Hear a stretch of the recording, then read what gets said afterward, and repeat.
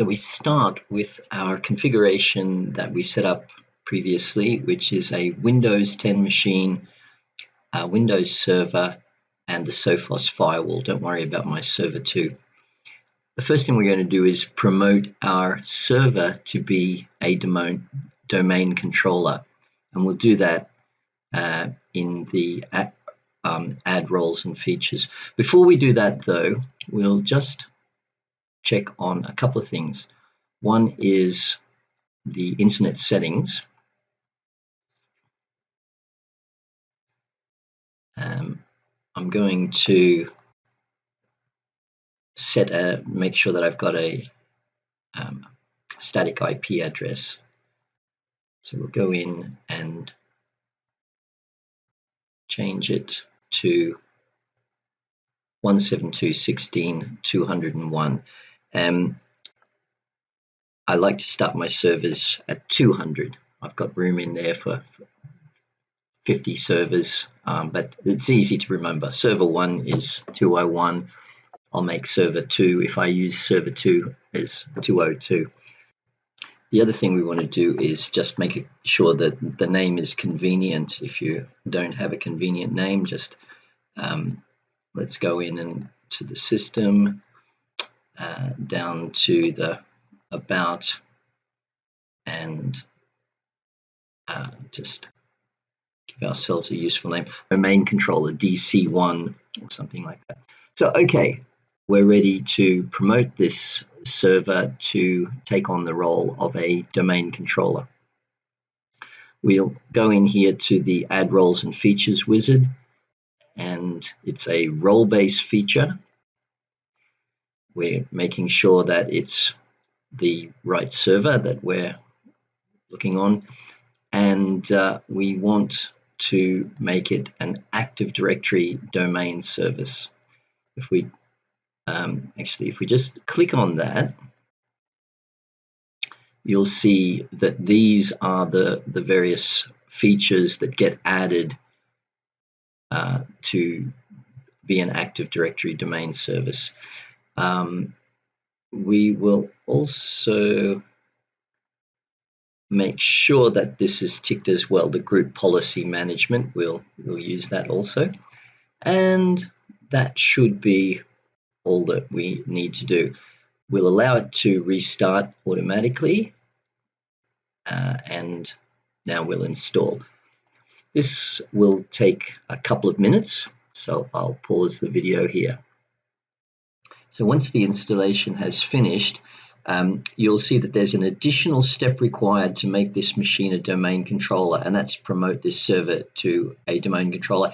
If you actually forget and close this, there's also a little reminder up here that that's the next thing to be done. But I'll just click on here, and it will say, okay, add a new domain controller, or a new domain to an existing forest, or add a new forest. We're starting from the beginning, so we actually need a new forest. I like to call this mylab.local.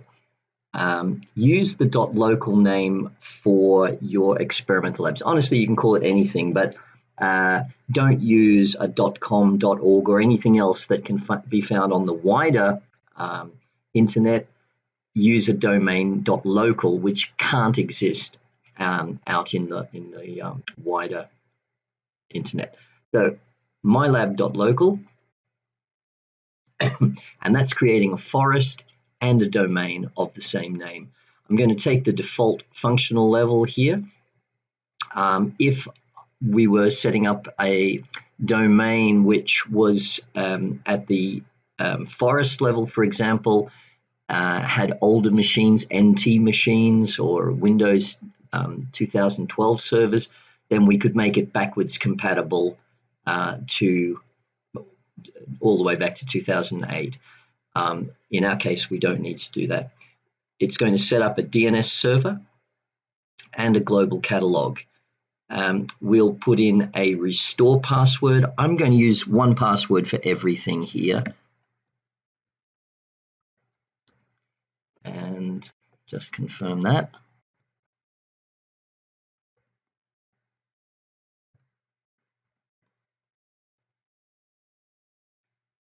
And there's a warning here that there's no delegation option. That's okay for setting up for the first time. There's no delegation. Not to worry about that at the moment. The net BIOS name, it'll fetch it in a moment. Hopefully, we don't need to enter anything in there. Yeah, and so it comes up as MyLab, all caps. We are just about ready now. It's going to do a couple of sort of basic housekeeping things. Where are these folders going to go? We'll put it in the default folders. There's a review to just sort of check what we're actually doing. We're going to create a DNS server. Yep, that's something we want to do. That's the right name. So yeah, we can check all of that and go next. And it'll do a little prereq check for us and see that everything is okay to install. We get the green tick with two warnings. One is about a potential threat through some weak encryption, and the other is that the same one we had before, that the delegation can't be created. But that's okay. We can live with both of those, and we'll click install. Now that'll take a few minutes. So again, I'll pause here. Okay, so it's going to sign me out once it's done the basic installation. So we'll close that, and then on restarting, it could take a few minutes to actually set up the changes. So again, I'll just sort of show you what you can expect that to look like.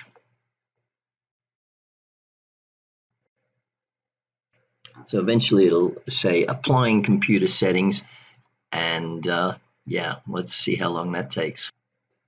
So that actually took on my laptop about 7 minutes. I would say, expect it to take between 5 and 10 minutes to get to this point. Don't be impatient. Okay, so we'll do the Control-Alt-Delete.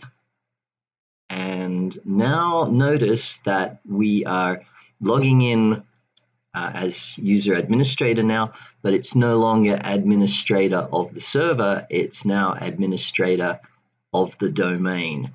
So I'll just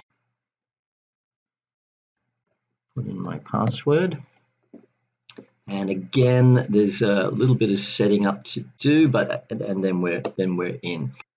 So let's just think again. We want to create some organizational units, some users and groups. Computers we'll leave for the moment, but let's think about what we would like to put in. So we've got Bob's Business. It's got a head office and 2 branch office. The head office has admin, finance, and HR, and each branch office has a sales and management group. So let's make that. So we're going to start by going into the tools and going to the Active Directory users and computers.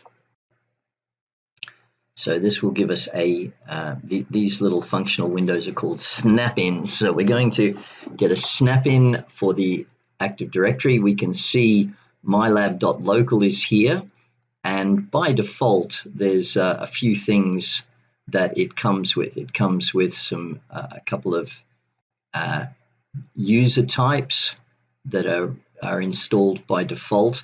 At the moment there's no computers.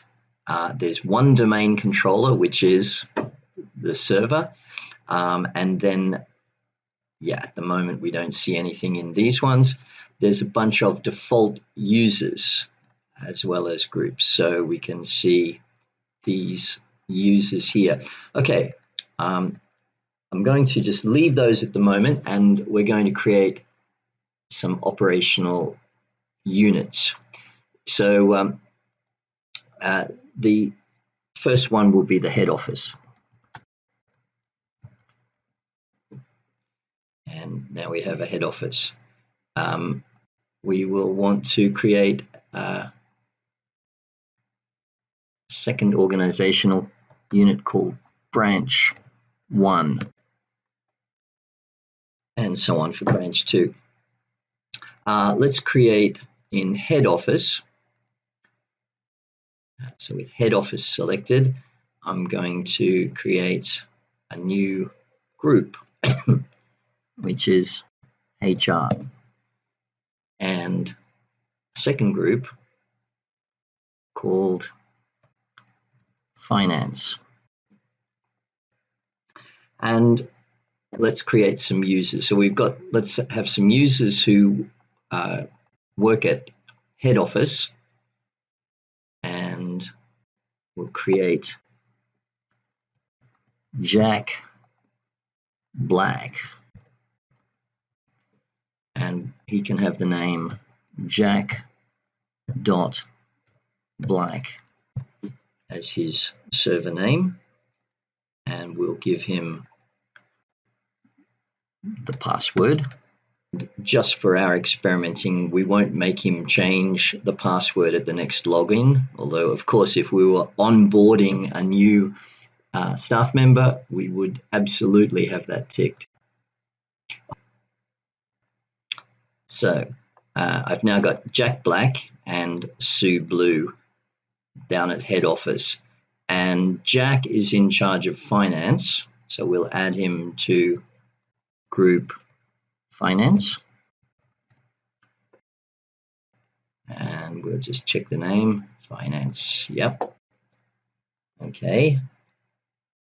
So, and Sue is the head of HR, so we'll add them to their groups. If we click on HR now, we can see a bit about the HR group. We can see that it has members, and yeah, there's some information there about the groups. Similarly, if we click on Sue, for example, we get a lot of information about Sue. The most useful tab is, well, we can see that she's a member of the global domain users group, and she's also a member of the HR department at head office. There's a lot of stuff on the account options here where we can sort of control. This is probably the most common tab that Assist Admin will use when it comes to users. So for example, we can do typical tasks. Let's say Sue is going on 1 month of holiday. We can simply right click and disable her account while she's on holidays, and then enable it when she gets back. Jack, let's say Jack goes from the finance department and gets a promotion to be the manager of head office. So we can move Jack to branch 1, where he's now the manager. And so he now appears under this organizational unit. So now we're going to set up our PC, our Windows machine, to be part of Bob's domain. First thing to have a look at is the IP address.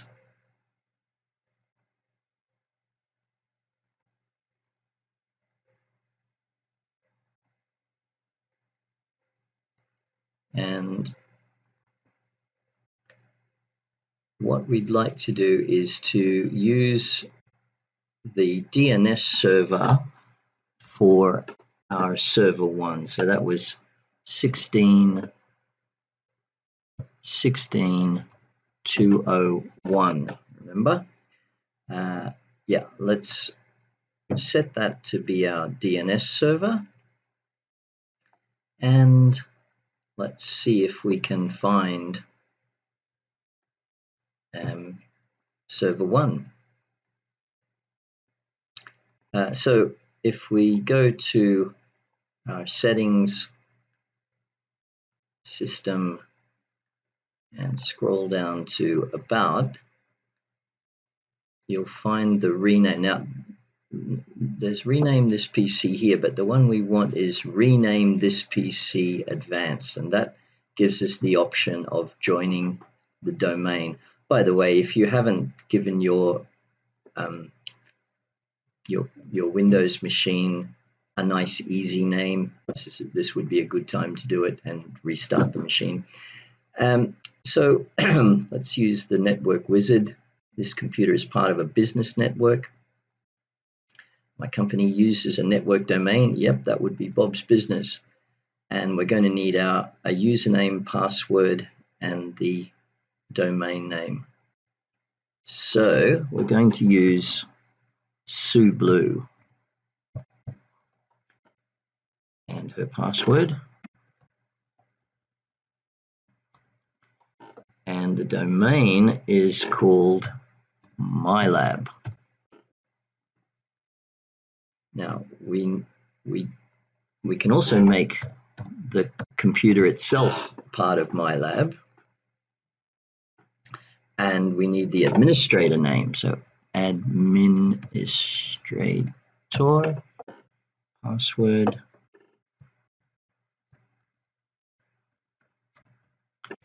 and the domain is MyLab. Okay, so hopefully we can find it.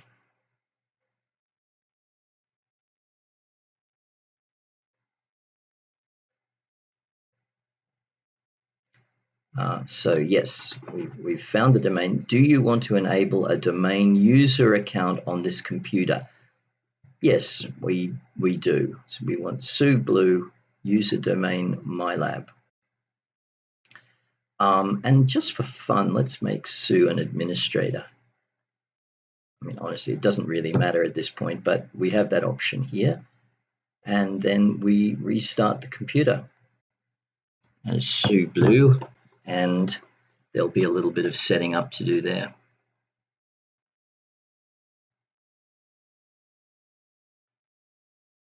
You might recognize this kind of setting up screen process as something that happens whenever you log on at JCU on a machine that you've never logged on to before.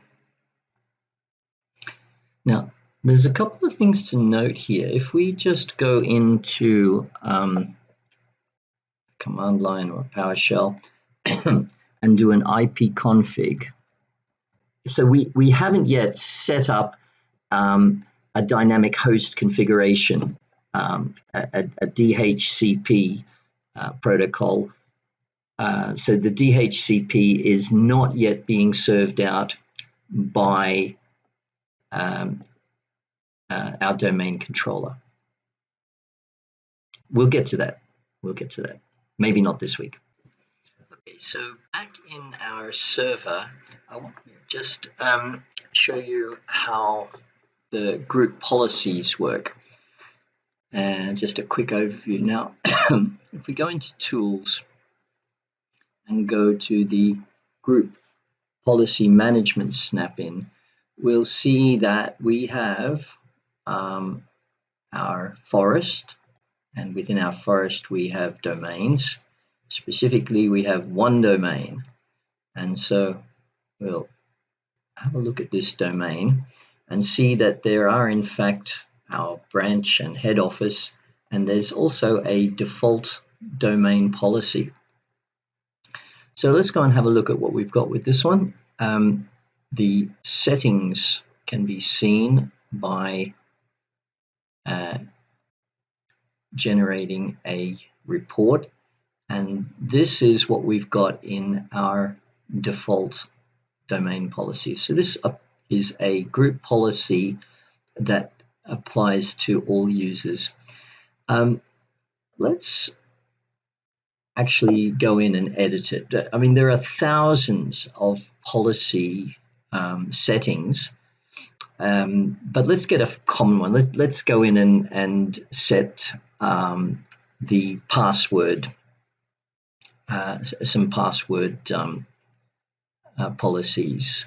So if we right click on the default password and go to edit, we can see that we have the policies organized in terms of computers and users. The one I'm looking for is actually, let me see, it's under computers, policies, Windows, security setting. Just open that up a bit, and under account policies we find some password and some lockout policies. So let's go in and just for the fun of it, let's just edit something here. So enforce password history. Let's have a look at this one. If you're ever not sure what this does, there's an explanation beside each policy. So this talks about the number of unique new passwords before an old password can be used. So yeah, let's say, I mean, 24 is a bit extreme. I think after 10 different passwords, we'll let the user start reusing the password. So 10 is fine, we'll apply that. You can see other settings here that for the password complexity, and so on. Let's have a look in the account lockout policy. At the moment, there's no lockout duration defined. Lockout happens when you enter a certain number of incorrect passwords. So let's say, let's define this, and let's say after 2 invalid login attempts, we'll have a lockout. And the lockout at the moment is 30 minutes, but that's a bit extreme. Let's make the lockout duration 2 minutes, just so we can test it. All right. So we'll okay that, and close up the group management editor. And we'll need to refresh the group policy management here. Go okay, and we'll just scroll down and check. Yeah, so we've got 10 passwords, and we've got a lockout policy. That'll be 2 minutes. Okay, shall we try it? So we're back in our Windows machine, and Sue's trying to log in, and she's having a bad day. And right, oh no, incorrect password. No. Oh no, another incorrect password. This time it could be bad. Third time, oh no, she's got locked out and may not be logged on. So then she'll have to wait 2 minutes and then put the right password in. So that password policy we made was to the default domain policy. So that affects everybody. But we can also say, okay, head office, let's say the finance department are looking at some sensitive documents, and so we want to have the timeout on their machine set fairly short. Let's say 2 minutes of inactivity on their machine, we want their screen to go black. We don't want, after 5 minutes of them getting up to go and get a coffee, somebody wanders by and sees some sensitive finance information. So we can make it, we're using the groups then to filter where this policy goes. So we'll go into head office, and we'll create one called like screen timeout, or screen timeout head office, or something like that. I've already done it. Let's say screen timeout head office. And so we can go into the screen timeout head office, and at the moment there's nothing in there. We can edit it, and in fact the policy we're after for screen timeout is way down in computer Windows settings, security settings, local policies, security options, and if you scroll down to interactive logon, we're looking for one called machine inactivity limit. Now, part of the reason I'm doing this is just to give you a sense of how many policy options there are. There are so many. So anyway, let's define this one. What did we say? 2 minutes. Let's make it 120 seconds, and as before, we will apply that policy, close our editor, and refresh.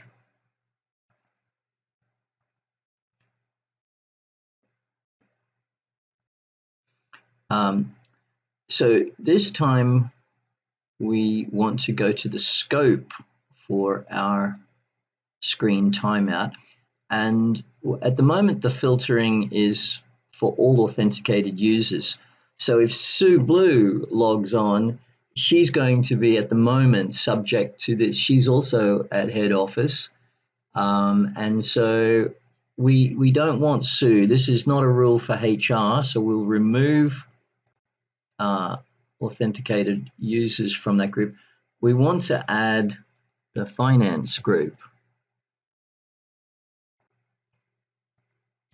So now only the people in finance, not the people in admin or HR, are affected by this policy. So the last thing I want to do today is to see if we can get our Sophos firewall to be configured with our new domain. So I'm back in my Windows 10 machine. I'm just going to put in the Sophos controller. Get in there. And there's a couple of things that I found that help this process along. One is if we go to the network part for Sophos and look at setting up the first static DNS source to 201, to our server 1, which is our domain, remember.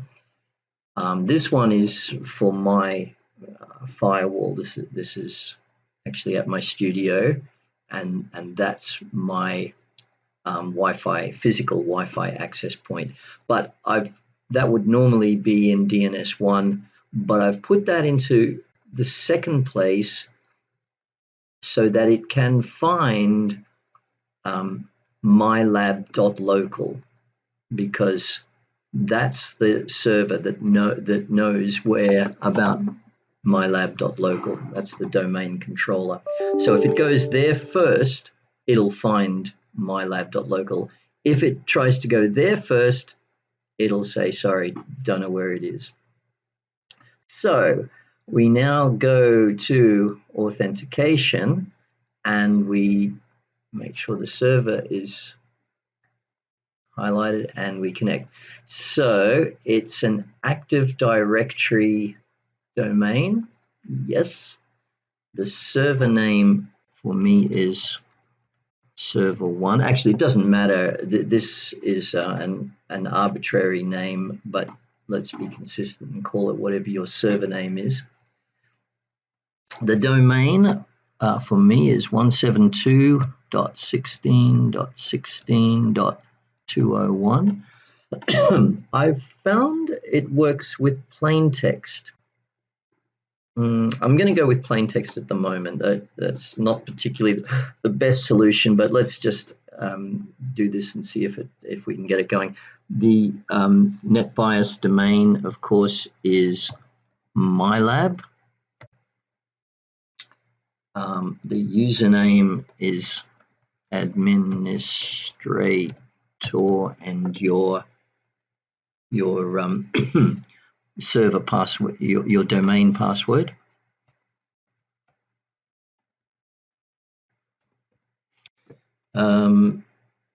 That one is not necessary. This one, mail, can just be left as mail. The domain name is mylab.local. And the search query, this one is an interesting one because this is in the LADP protocol, and it appears as DC equals mylab, comma, DC equals local. So we'll add that query, and then let's test the connection. This is where you hold your breath, and what do you know? So the Sophos Firewall found our domain. This is a nice thing. So let's save that, and we now have a server. So once we have the server, we can go to the Services tab, and we can just make sure that we're using server one, not just our firewall, but also our server one is used for authentication. So we make sure we apply that. And then we can try importing a group. So let's add a group name. Let's add finance. The group type is normal. I think we can give them unlimited access time, allowed all the time.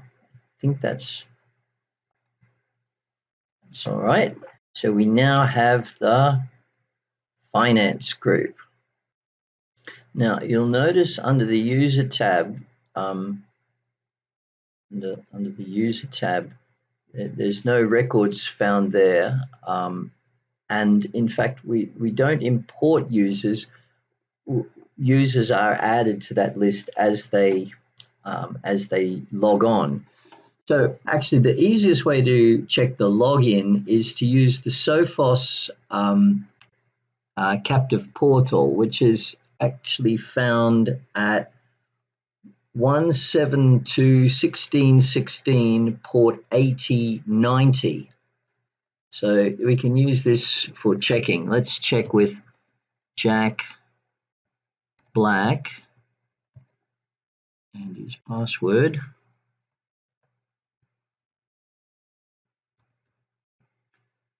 And you are signed in as Jack Black. So that means that that this server is seen. The server is being used for authentication. It would actually allow Sue Blue to log on, even though she's not part of the finance, but it wouldn't identify Sue in the finance group because she's not in there. Let's just try that and see if that's the case. We'll sign out from Jack and go in as Sue Blue.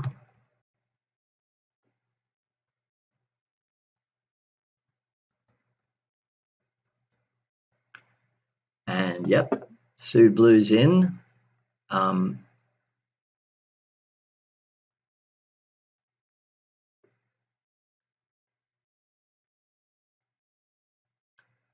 And Sue Blue is in, but it doesn't know she's actually part of the open group. She's not recognized as being part of HR. For that to happen, we'd have to add the HR group here as well. So that if you can get to that point to this week, you've done something you've done really well. So we're setting up the server with a domain, setting up the PC to be a client within that domain, to take users in that domain, and integrating the Sophos firewall so that it becomes an authentication for our domain. Okay, let's see how you go.